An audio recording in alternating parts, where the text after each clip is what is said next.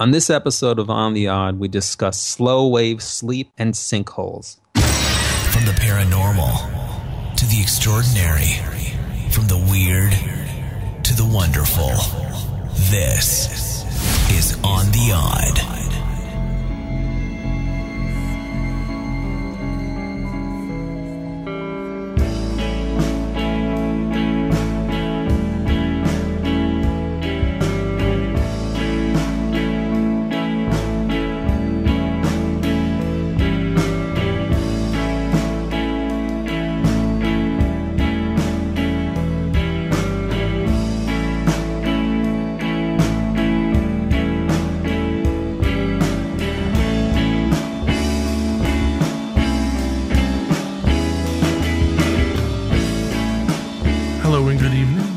Mark, and you are listening to On the Odd.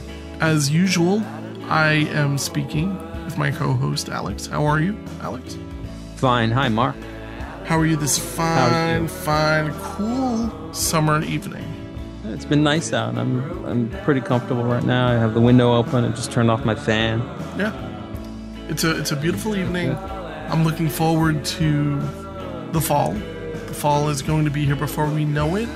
And as we know, On the Odd lights up with questions and requests and a number of interesting topics through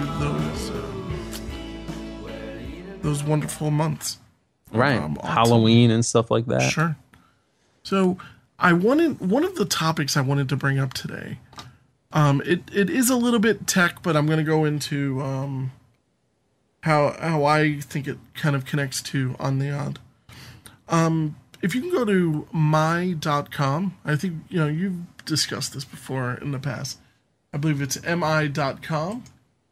And you don't have to go to it right now, but I found that they create a bracelet called My Band, which is essentially the same thing as a jawbone or one of those like athletic bands, like Nike makes them and stuff like that. Essentially, it's an activity and sleep tracker.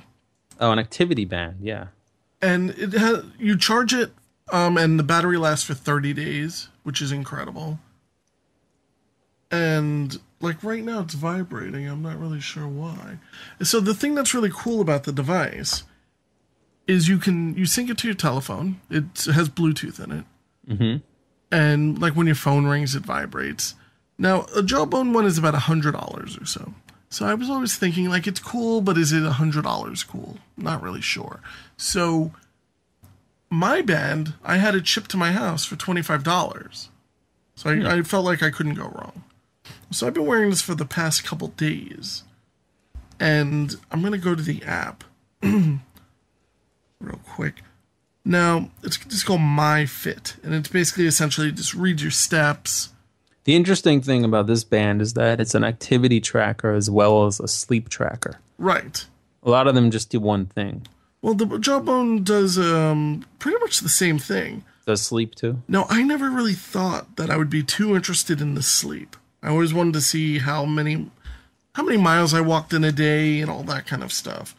Mm-hmm. So here we go. Okay. Last night, for instance, I slept for 5 hours and 10 minutes. Right. And this really scared me. I received 0 deep sleep. Really? So I never entered a state of deep sleep. Now, this is the first time. That explains things. Right. This is the first time in the past 5 days since I received this where I didn't have any deep sleep. When I first got it, I had 2 hours and 20 minutes of deep sleep. And I had slept for 5 hours and 48 minutes. And it's just really interesting. So I thought, what exactly is deep sleep? And I'm not sure if you know what that is. I know that you've always been fascinated and also, I guess fascinated and also, I guess, what is the word I'm thinking of where? Concerned about it. Yeah, concerned about sleep. Yeah. Because you're a terrible sleeper, I have sleep problems, and it's funny because I had an app on my old iPod Touch. I still have it. It was called Sleep Cycle. Mm-hmm. And this was using the accelerometer in the device.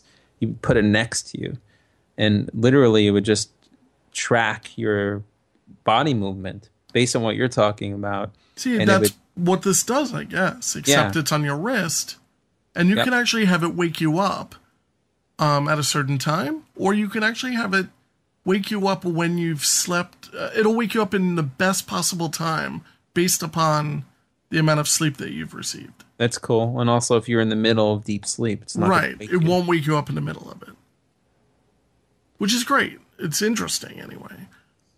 So I started looking into deep sleep, and when I'm just going to tell you about the 4 phases of sleep, and this I find very fascinating. I just want to interrupt once. Yeah. Mm-hmm. Deep sleep is also known as slow wave sleep. What does that mean exactly? It's the same thing, basically. Okay, what does it mean? Slow wave sleep is SWS.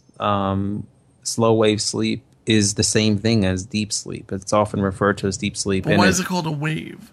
Well,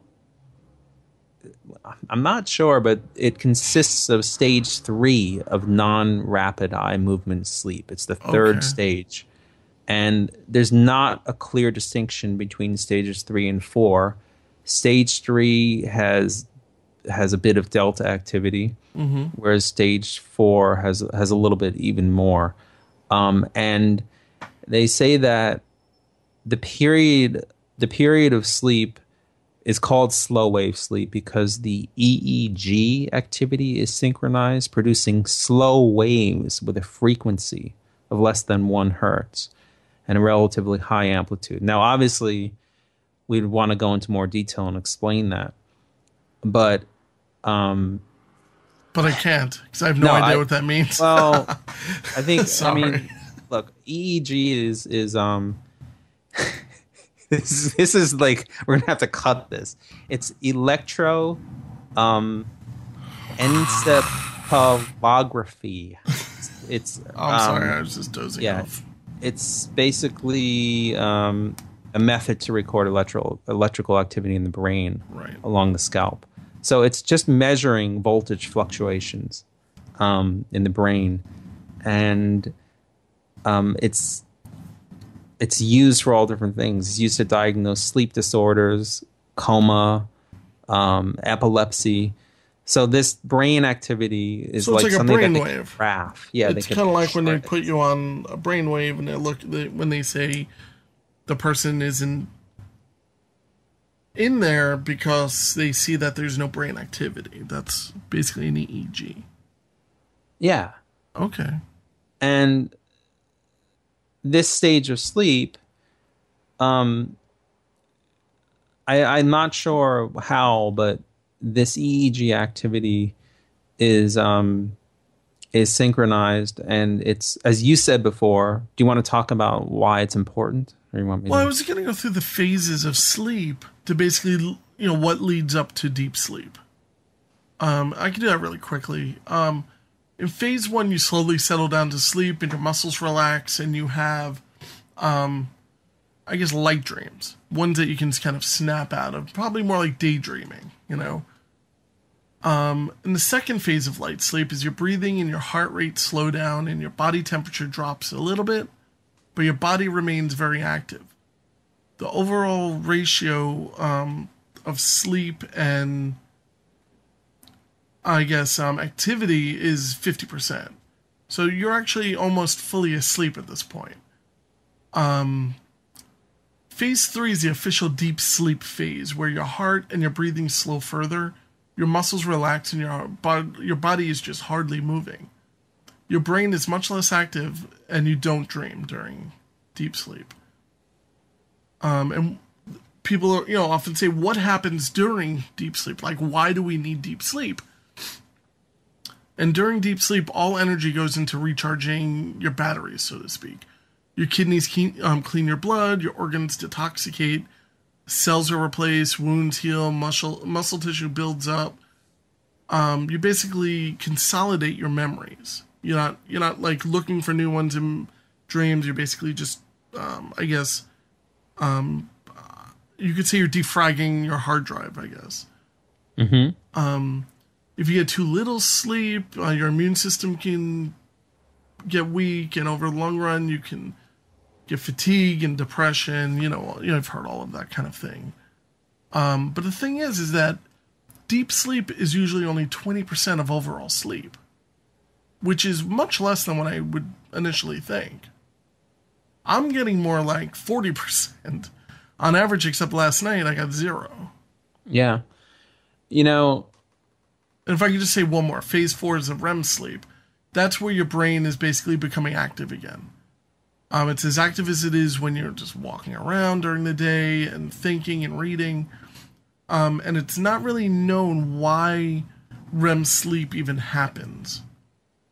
Right. But it's a key role in storing memories and balancing our everyday moods. And that's when they say the EEG activity is higher during the stage 4 of sleep, because you're dreaming. The brain is kind of going through its own, like you just said, it's more simulated somehow. So the name, REM is rapid eye movement. Our brain is active, our eyes are active, but our limbs are not. We secrete hormones that effectively put us into a narcotic state, like in deep sleep, but our body lies still. And then I guess you could also say this kind of connects very creepily to when we were discussing what is it, the state of being awake and asleep, where you wake up and you can't move. Yep, sleep paralysis. So I guess that's in between that.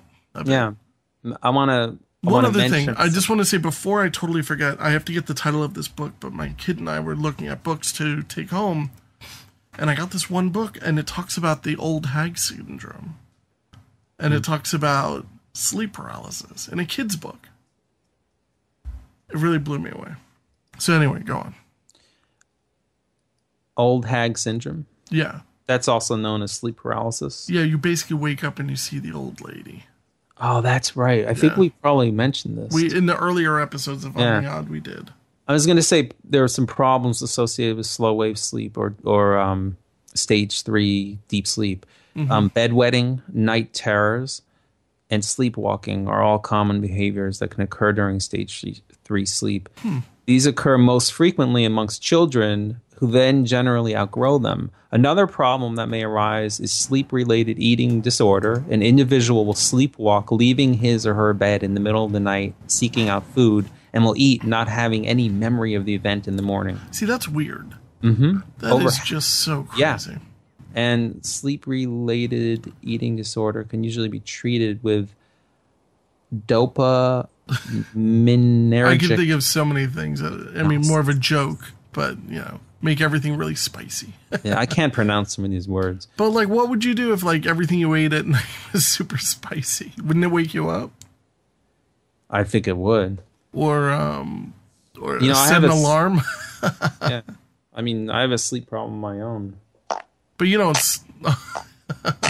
Oh, these are bad. This is the fart button. Now, what do you do to fall asleep? Do you have a ritual right before you go to sleep? And I'm not talking about anything sick. The more I can't sleep, like most people, the more anxious I get. And then it starts becoming like this vicious cycle where you're watching the clock. It's getting later and later. Now, do you grab your phone or do you look at any type of device that has a screen while you're in bed to fall asleep or anything like that? To fall asleep, I often read, and that usually does it. Then I get really tired. Reading a real book or a screen? A book. Okay. Yeah. No, that's great. That's classy. Have you ever heard of the app for the screen that makes your computer screen amber? Sleeps. No. What's it called? I used to have it on my computer, and I feel silly because I don't know. You told me about this a very long time ago, where it changes the tone of the temperature of your screen to a certain color, so that it lessens the blues. Because from what I understand, the blue color in LEDs is very damaging to our sleep patterns. That's right. It's called Flux. Okay. And It's just like what you said. They say, ever notice how people texting at night have that eerie blue glow? Mm-hmm. Or during the day, the computer screen looks good. They've designed it to look like the sun, but at dark, when it's dark out, we probably shouldn't be looking at something that has the same light characteristics as the sun. And this application makes the color of your computer's display adapt to the time of the day. Well, my iPhone adjusts also. Does it? Yeah. Everything. It adjusted the tone, the warmth, everything. Yeah.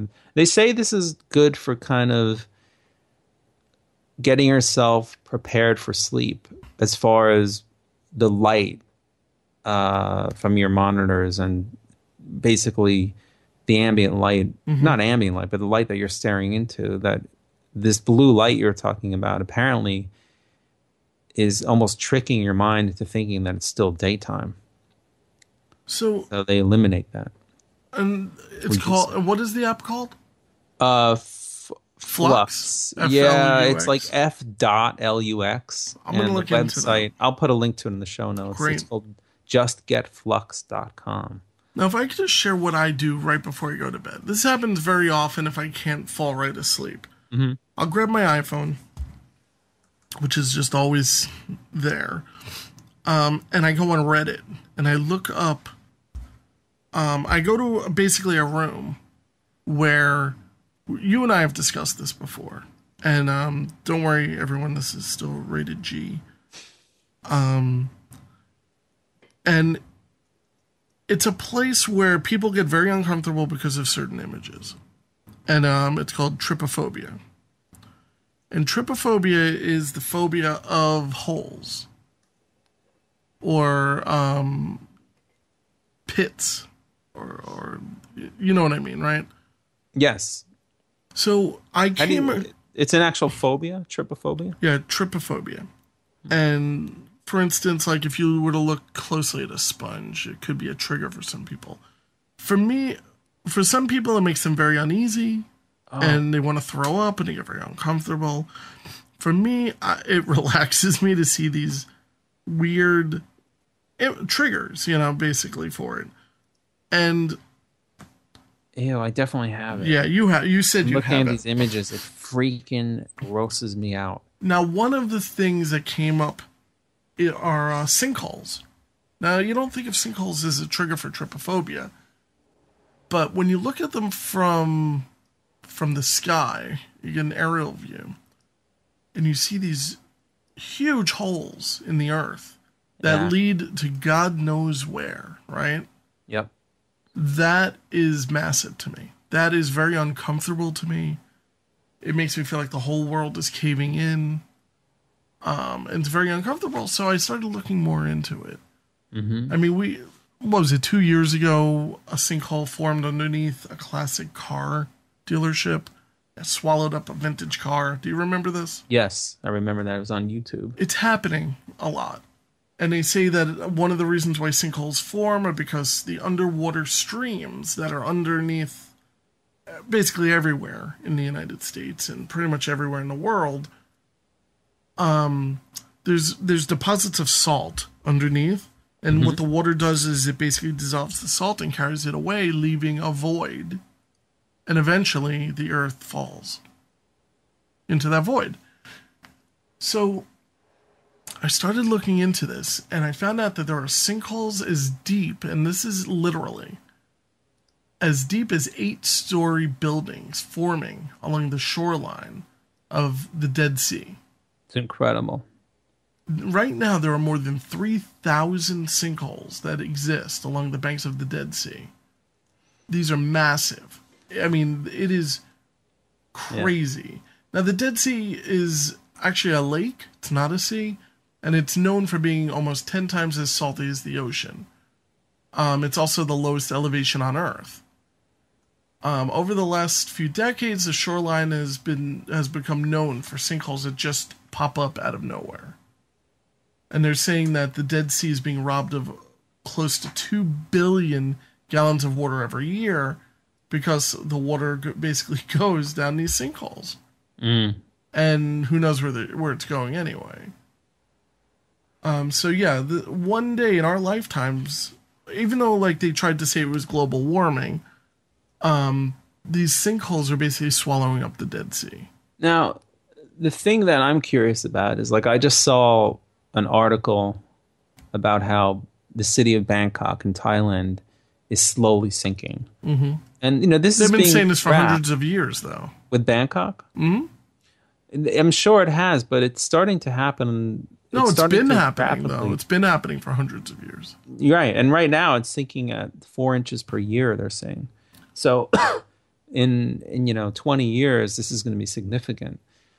And what I'm wondering, though, is... Wait, it's 4 inches a year? That's what they're saying. Again, this is the internet, so... Right, so it's 80 inches. I mean,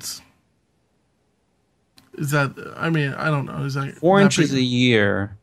So 10 years, 40 inches. I mean, that's... You said 20 years. In 20 years, it'll be 80 inches.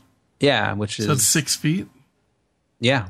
So, that's going to be quite a problem. Now, what I'm wondering, though, is it sinking? What's causing the sinking? Is it similar to what causes sinkholes, just on a widespread kind of area? I don't know. I remember reading something recently about it, and they were explaining it. But a whole entire city that's kind of slowly sinking, I think it's concerning. And they say by 2030, it could be underwater. Yeah, I mean, they've been saying this for a very long time.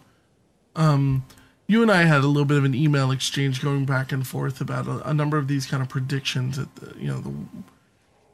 you're a big mass media. You're a big proponent of human-induced global warming. You talk about it all the time. That's a joke. I know. I genuinely feel that although climate change is dramatically happening, there's no doubt about it. Yeah.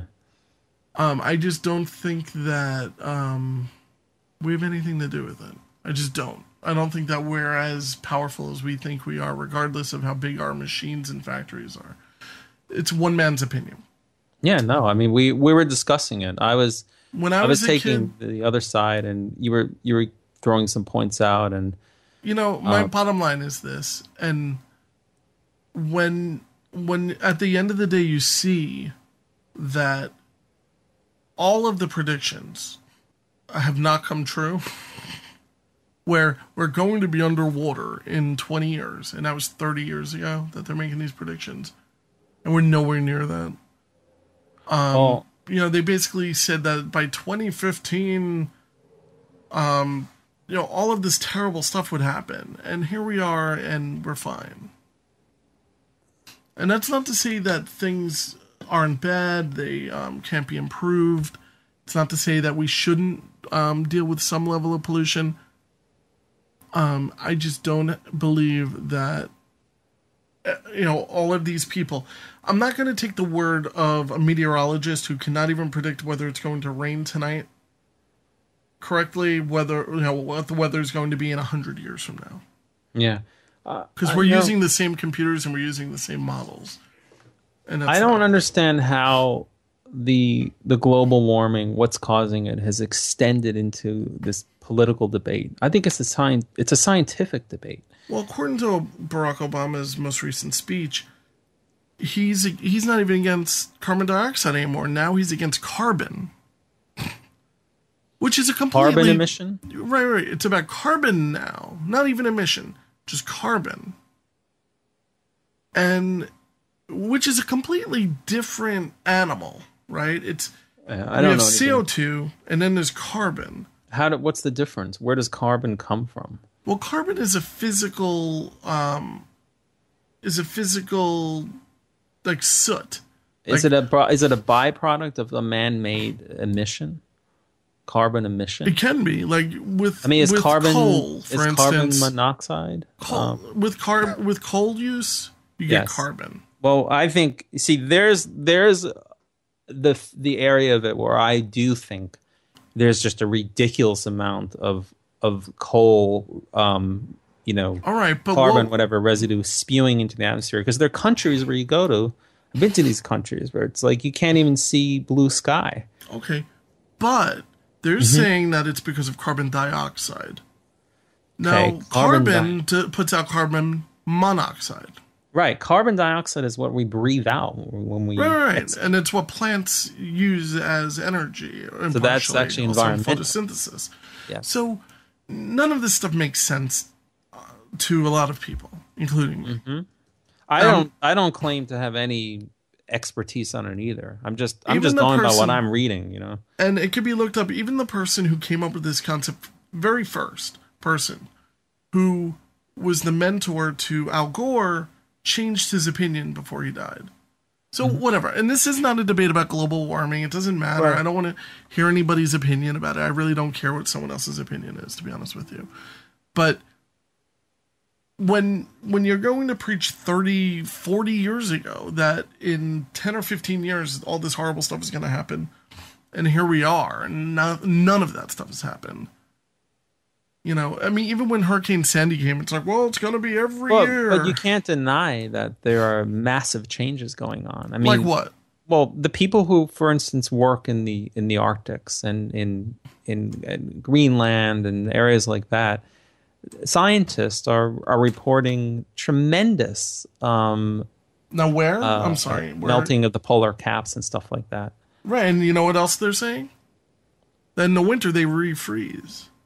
Very often with more ice. What, you don't hear about that though. That doesn't get reported.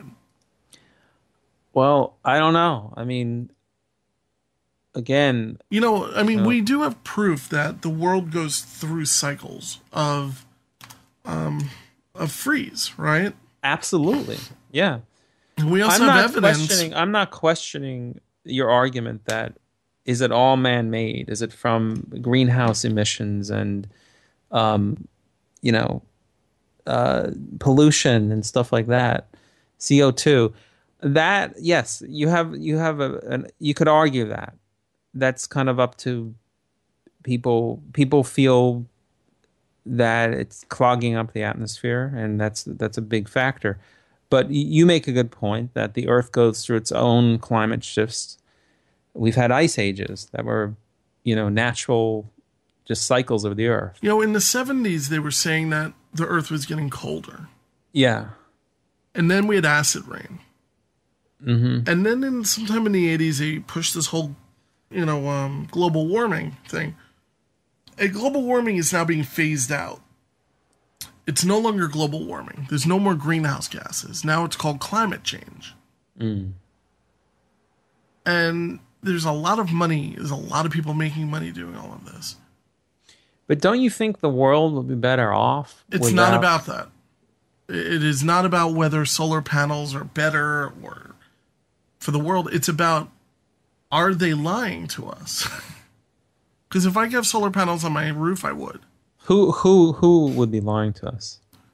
The people who are doing the whole cap and trade the relationships with the corporations. Well, you see, I think, I would think that the large corporations that are behind oil and energy production would be very threatened by a shift to a more green, sustaining, energy source. Right. Wind power, ocean, solar. It would affect these industries. If there was a massive shift to solar energy, sustainable energy sources, it would affect these giant corporations like, Exxon and, Chevron, like BP all these, and all of the. Yeah. So why wouldn't they also be, why wouldn't they have some kind of influence on trying to stop this information from getting out about their industries that are harming, the atmosphere? See, I think that's more of a conspiracy theory that you have, that you feel as though these companies are trying to stifle the, I do. I think they're behind a lot of the arguments where they're trying to Maybe they are. like debunk, the argument that these are man-made, things that are attributing to the climate change. I really believe that. Right. I mean, but then again, I also know that, like what you just said, the Earth is going through its own phases and shifts on its own. Mm-hmm. So, what is the right answer? I don't really know. I think that, when Hurricane Sandy hit, everyone's insurance went up a lot. They're rewriting flood zones around here on Long Island. A lot more money is being spent, basically, and we're not getting hit with these hurricanes. But they said, well, it's going to happen every year. Well, it's going to be 3 years now, and I feel, a lot of people go, well, what about the brush fires in California? It's like, well, what about the brush fires in California? I remember when I was a kid, there were brush fires in California. And there have always been hurricanes, too. Right, and there's always been tornadoes. And there's always been natural disasters. In 1938, we had a storm that was considered worse than Hurricane Sandy here. I just don't really buy into any of this. And we talked about this a little bit in the last episode, where we were talking about the temperatures of the Earth. And I even want to get off only because it's such a heated thing, and I don't want to sell my ideas to people because they're my ideas, and not everyone's going to agree with it. And that's okay. I'm not even, for me though, and for me, when I think of pollutants and greenhouse emissions, for me though, yes, I have a concern that it could be a cause. It could be causing climate shifts, but I'm also concerned just about like these places, these countries, where people are breathing in, this stuff, this waste. Basically. Another thing that really bothers me with the whole global warming movement, I guess, or climate change movement, is they're like, well, what, science says this is it, and that's it. Science proves it. Okay, well, doesn't science also ask us to question everything, right? Mm-hmm. When you were a kid, when you were in science, you're like, all right, well, you have to take everything into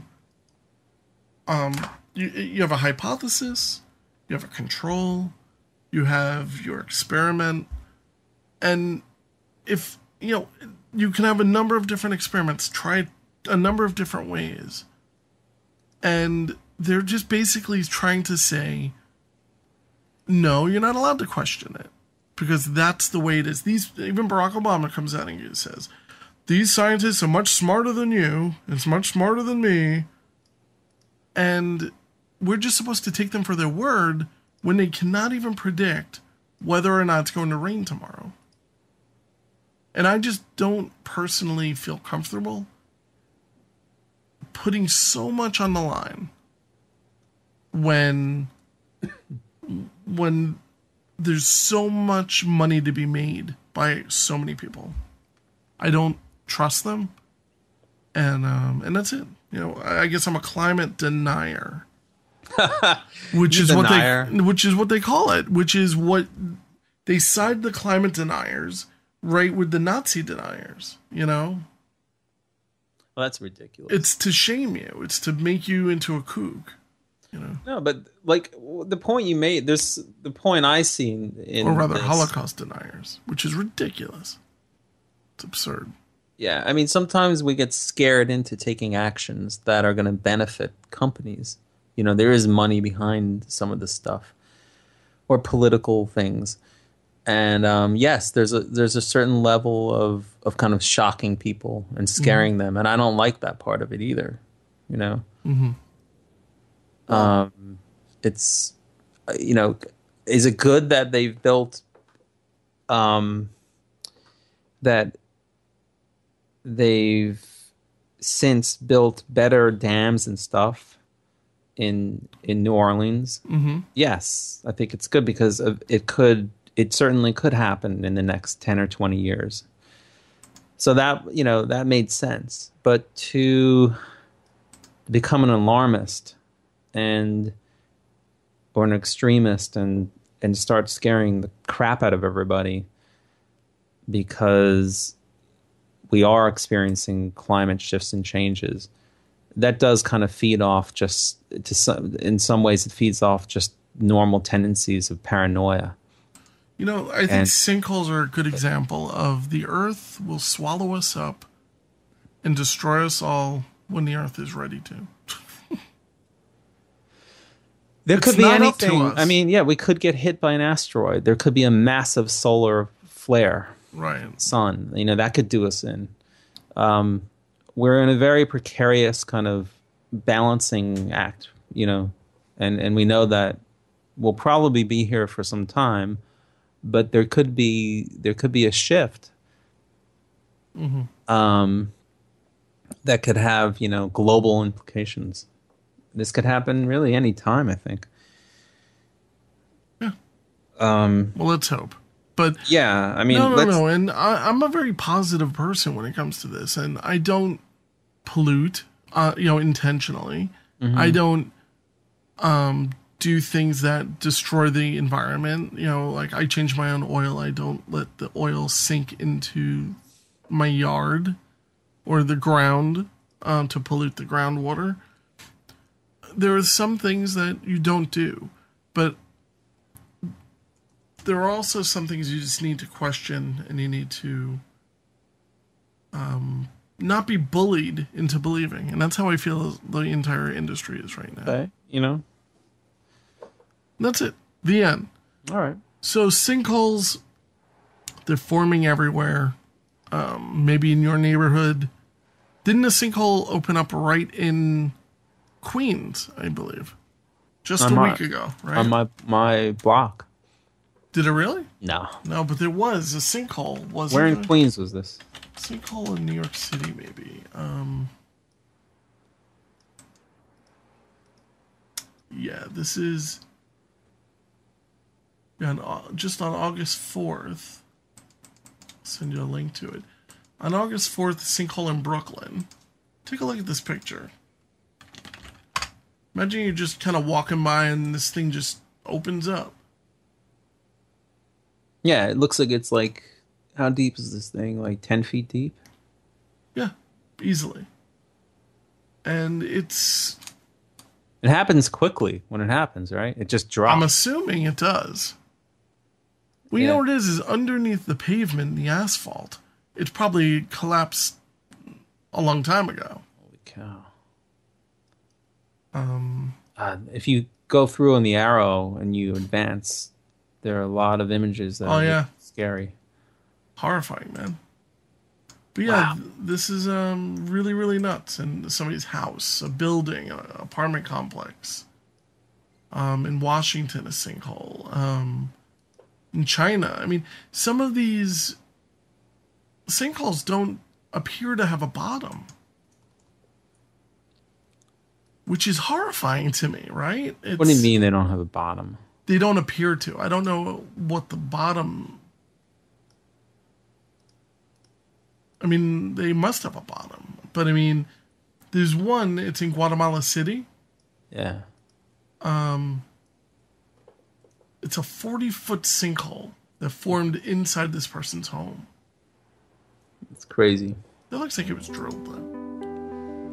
I think I'm looking at it. Sinkhole in Guatemala City.